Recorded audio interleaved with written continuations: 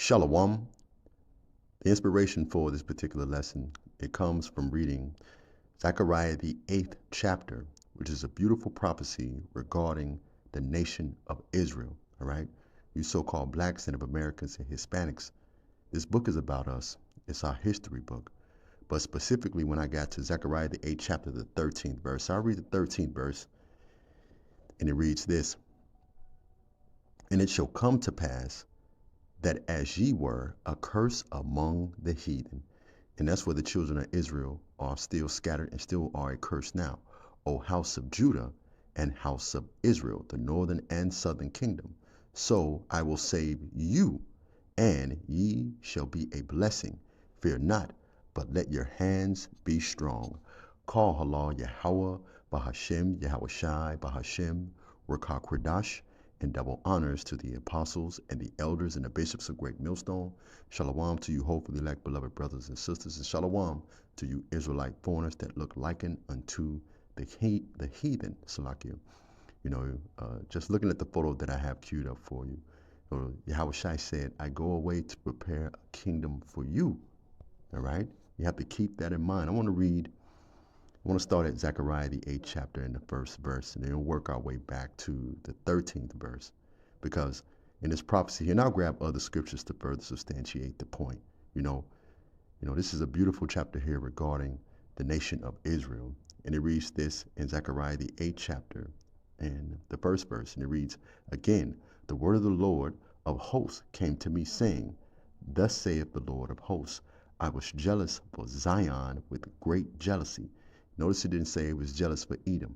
He was jealous for Ammon. He was jealous for Elam. All right? He's jealous over us because, again, we're the apple of his eye. I was jealous for Zion with great jealousy. I was jealous for her with great fury. And the reason it says her, because we're likened unto the Lord's woman. Jeremiah chapter 6, verse 2. But continuing on with verse 3. Thus saith the Lord of hosts, I am returned unto Zion. I will dwell in the midst of Jerusalem. That's very specific, pardon me. And Jerusalem shall be called a city of truth, and the mountain of the Lord of hosts, the holy mountain. Verse 4, For thus saith the Lord of hosts, there shall not old men, and yet what? Old women dwell in the streets of Jerusalem, and every man with his staff in his hand for very age. And I want to be clear about something regarding verse 4. Yes, we will age in the kingdom, all right, but we won't get old in the terms of decaying, all right? Just like Yahweh Shai, he transitioned back into the spirit world around about age 33. But when Ezra saw him in that vision, he said, I saw a young man standing taller than the rest. Yes, there will be various ages in the kingdom, right? Some of us will be 1,000 years old, but we're still going to look youthful. We'll be 2, 3, 4, 5,000 years old, men and women in the nation of Israel, but we're going to be youthful because remember, we're going to be immortal, but we will age in terms of numbers, if you will. All right? Let me read verse 4 again. For thus saith the Lord of hosts, there yet old men and old women dwell in the streets of Jerusalem, and every man with his staff in his hand for every age. Verse 5 is a beautiful prophecy. And the streets of Jerusalem shall be filled with boys and girls playing in the streets. Let me stop right there. Let me get a quick scripture. All right, let's go to Jeremiah. Let's go to Jeremiah, the 30th chapter. Let me start at Jeremiah, the 30th chapter. And let me start at the 16th verse and read down, because this is part of prophecy too as well. Therefore, all that devour thee, and who all devoured us? The other nations. All right, just read Psalms, the 83rd chapter. Therefore, all that devour thee shall be devoured, and all thine adversaries, which is all the other nations, every one of them shall go into captivity, aka slavery. All right, slavery is coming back in a major way in the kingdom. And they that spoil thee shall be a spoil, and all that prey upon thee I will give for a prey. But here's the point regarding the nation of Israel. For I will restore health unto thee, and I will heal thee of thy wounds, saith the Lord, because they call thee an outcast, saying, This is Zion, whom no man seeketh after. Thus saith the Lord, Behold, I will bring again the captivity of Jacob's tents, meaning what? The Lord is going to come and redeem us out of this captivity. That's Matthew, the 24th chapter, the 30th and the 31st verse. But continuing on, and have mercy on his dwelling places, and the city shall be built up upon her own heap, and the palace shall remain after the manner thereof. Verse 19, and out of them shall proceed thanksgiving, and the voice of them that make merry, and I will multiply them, and they shall not be few. I will also glorify them, and they shall not be small. Verse 20 is the point here. Their children also shall be as aforetime, shall be like what? Like we were before. We're going to be fruitful and multiply in the kingdom. And their congregation shall be established before me, and I will punish all that oppress them. You see that? And let me come out of this here. Let me grab another scripture. Let me grab the book of Jeremiah, chapter 31. Let me go to verse 13, right? We're just digging into the prophecies regarding the nation of Israel, okay? Matter of fact, we start at Jeremiah chapter 31, verse 10, and it reads, Hear the word of the Lord, ye nations, and declare it in the islands afar off, and say, He that scattered Israel will gather them, and keep him, as a sheep doeth his flock. For the Lord has redeemed Jacob, you so-called blacks, Native Americans, and Hispanics, and ransomed him from the hand of him that was stronger than he. And who was the hand of him that's stronger than he? That's referring to Esau, Edom, the Edomites, the modern day so-called white man. But let me continue on with verse 12. Therefore they shall come and sing in the heights of Zion, and shall flow together to the goodness of the Lord, for wheat and for wine and for oil, and for the young of the flock, and for the herd, and their soul shall be as the watered garden, and they shall not sorrow any more. Verse 13, then shall the virgin rejoice and dance, both the young men and the old together. Now, it's again, I want to put some focus on it, said the young men and the old together, because yes, we will have different ages. You know, you're going to have men in different authority, but we won't get old in the kingdom in terms of, we won't get old and die. We won't become decrepit, all right? But we will have different ages in the kingdom, but everyone is going to look young, even in their old age, all right? Okay, let me read that again. Then shall the virgin rejoice and dance, both the young men and the old together. For I will turn their mourning into joy, and will comfort them, and make them rejoice from their sorrow. Ooh, beautiful. Let me come out of this here. Let me grab the book of Isaiah, chapter 65. Let me go to Isaiah chapter 65, bear with me one second. 65 and 19. 65 and 19, right? You know, we're just reading about the prophecies, the promises, just for the nation of Israel, all right? The book of Isaiah, chapter 65, verse 19, and it reads, And I will rejoice in Jerusalem. You see, time and time again, as we go through the prophecies, it's very specific. Jerusalem, Judah, Zion, so on and so forth. You see, these prophecies are about us, the nation of Israel, you so-called blacks, Native Americans, and Hispanics, man, and also you speckled bird Israelites that look like unto the heathen. But let me continue on. Verse 19, I will rejoice in Jerusalem and joy in my people, and the voice of weeping shall be no more heard in her, nor the voice of crying. Verse 20, there shall be no more hence an infant of days, nor an old man that hath not fulfilled his days. And why is that? Because no longer will we be accursed. Again, every Israelite that's going to be born in the kingdom, they're going to live forever, okay? Your infants are not going to die from sudden infant death syndrome. You know, we're not going to die from getting old, decrepit, and passing away. Every Israelite born in the kingdom is going to be immortal.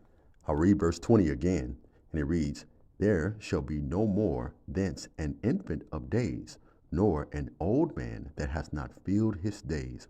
For the child shall die 100 years old, but the sinner being 100 years old shall be accursed. You see, it outlines a distinction between the Israelites, which basically means that's poetic or symbolic language, meaning we're going to live forever. And I can't say this enough. Every Israelite born in the kingdom of heaven, they're going to be immortal. All right, you're going to have children. They're going to be like hundreds of years old. You're going to have their fathers and mothers. They're going to be thousands of years old, but everyone is going to look youthful. Everyone's going to look young. But the sinner, that's referring to you other nations, all right? Because for the nation of Israel, the laws, the statutes, and commandments, they're going to be written in our inward parts, all right? That's written in Jeremiah, the 31st chapter, all right? If my memory serves me correctly. But let me continue on. I like something that's written in verse 22, but I'll start again at verse 21, all right? Back in Isaiah chapter 65, verse 21. I'm going to read down to verse 22, then go back to Zechariah. All right, because remember the scriptures tells us line upon line, precept upon precept, here a little and there a little. Okay, and it reads, "And they shall build houses and inhabit them." And let me say this: we're not going to physically build anything. You heathen nations, you're going to build up our kingdom, just like the Israelites built up yours. All right, okay. "And they shall build houses and inhabit them, and they shall plant vineyards and eat the fruit of them. They shall not build and another inhabit it, and they shall not plant and another eat. For as the days of a tree are the days of my people and mine elect." And who is the elect of the Lord? The children of Israel, you so-called blacks, Native Americans, and Hispanics. All right. Quick precept, Isaiah chapter 45, verse 4 and 5. The elect, are the 1/3 on this side, but essentially the entire nation of Israel, because we're reading about the prophecy that's outlined for our nation, for our people. But continuing on, "And mine elect shall long enjoy the work of their hands." Verse 23, "And they shall not labor in vain," because right now we labor in vain in our captivity. So we don't own anything, okay? All right? "They shall not labor in vain, nor bring forth trouble, for they are the seed of the blessed of the Lord, and their offspring with them." Speaking of offspring, let's go back to the book of Zechariah and let's pick it up in verse 5. And it reads this: and the streets of the city shall be filled of boys and girls playing in the streets thereof." Because yes, there's going to be sex in the kingdom, and yes, there's going to be an innumerable amount of Israelites. Remember, the Israelites, we're going to be likened unto the sand of the sea, man. All right. Let's continue on with verse 6. "Thus saith the Lord of hosts, if it be marvelous in the eyes of the remnant of this people in these days, it also shall be marvelous in mine eyes, saith the Lord of hosts. Thus saith the Lord of hosts, behold, I will save my people from the east country and from the west country." Let me get a precept very quickly on who's the Lord's people, because of course we all know Deuteronomy, chapter 7, verse 6. But let me add to that 2 Samuel chapter 7, verse 10. And it reads, "Moreover, I will appoint a place for my people Israel, and will plant them, that they may dwell in a place of their own, and move no more. Neither shall the children of the wicked afflict them any more as before time." How do you get around a prophecy like that? How do you get around a prophecy like 2 Samuel? Chapter 7, verse 10. All right. So let me go back. And I'll read Zechariah chapter 8, verse 7 again. "Thus saith the Lord of hosts, I will save my people from the east country and from the west country." The next scripture that comes to mind is Isaiah chapter 11, verse 11. All right. Remember, the Lord, when he returns, Matthew chapter 24, verse 30 to 31, he's going to gather his elect from the four corners of the earth, man. All right. Okay, but let's continue on. Verse 8, "And I will bring them, and they shall dwell in the midst of Jerusalem, and they shall be my people, and I will be their God in truth and in righteousness." Verse 9, "Thus saith the Lord of hosts, let your hands be strong." This is to encourage us. "Ye that hear these days, these words by the mouth of my prophets, which were in the days that the foundation of the house, saith the Lord of hosts, was laid, that the temple might be built." Verse 10, "For before These days there was no hire for man, nor any hire for beast, neither was there any place to him that went out or came in because of the affliction. For I set all men, every one against his neighbor. Verse 11, but I will not be unto thee residue of these people as in the former days, saith the Lord of hosts. Verse 12, for the seed shall be prosperous. And that seed that is referring to again is the nation of Israel. For the vine shall give her fruit, and the ground shall give her increase, and the heavens shall give her dew. And I will cause the remnant of these people to possess all things. And what people is he referring to? He's referring to you so-called blacks, Native Americans, and Hispanics, aka the children of Israel, the Israelites. Again, verse 13, which is the verse I opened up with. And it shall come to pass that as ye were accursed among the heathen, and we are cursed among the heathen now, but we're rich because we have this truth, O house of Judah and house of Israel. So I will save you, and ye shall be a blessing.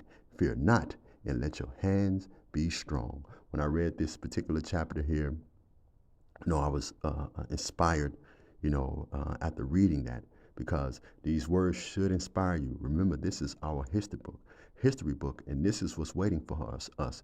The covenant and these promises, they are for the nation of Israel. And I hope through the spirit and the power of Yahweh, Ba'ashem, Yahweh Shai, this lesson was edifying. Call Allah, Yahweh, Ba'ashem, Yahweh Shai, Ba'ashem, Rakakwadash, Shalom.